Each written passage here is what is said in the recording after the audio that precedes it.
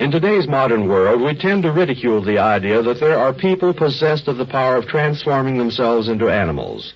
Yet, every now and then, a story appears in the chronicles of the strange and the incredible that makes us pause to wonder.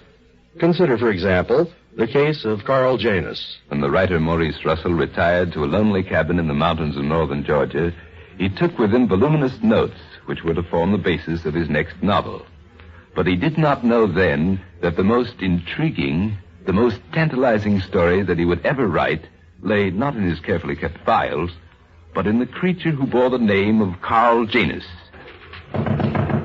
Yes, come in.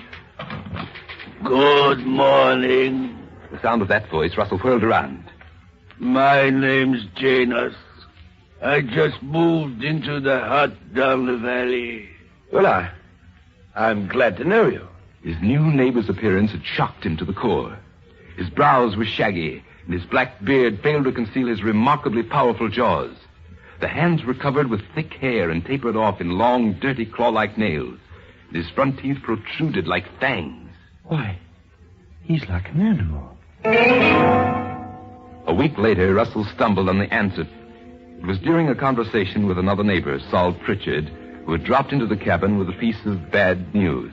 Tom Westerfield's boy, walking along the road last night, and all of a sudden this critter jumped out at him and darn near tore him to pieces.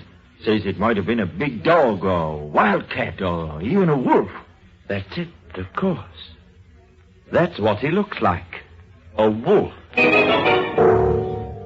In the 2 months that followed, 4 other men were also attacked. And then, on a certain night, when Saul Pritchard was returning from a trip to town, his wagon had just rounded a sharp curve on Little Bald Mountain, and suddenly his horse reared back and whinnied in terror. It's the wolf. As he spoke, the wolf, who had been crouched on a boulder at the side of the road, sprang through the air. Saul Pritchard seized a pitchfork that lay beside him in the wagon. He raised it in front of him to guard himself, and the beast's body, hurtling against the improvised weapon with terrific force, was impaled on the ground. Saul did not wait to see whether it was dead or not. But the following morning, searchers who returned to the scene found only the bloody pitchfork. Afterward, as time passed, and no more attacks ensued on the roads around Bald Mountain, the inhabitants concluded that they were at last rid of the killer. But the writer, Maurice Russell, has added a significant footnote. A few nights after Saul Pritchard's encounter with the wolf, Russell and Pritchard visited Carl Janus' hut. No one responded to their knocking. Janus lay motionless on his bed. His shirt front was stained with blood. Russell unbuttoned the shirt and examined the body carefully. That pitchfork you used, Saul, it had 3 prongs? Yep, that's right. Why do you ask? Because there are no holes in Carl Janus' shirt.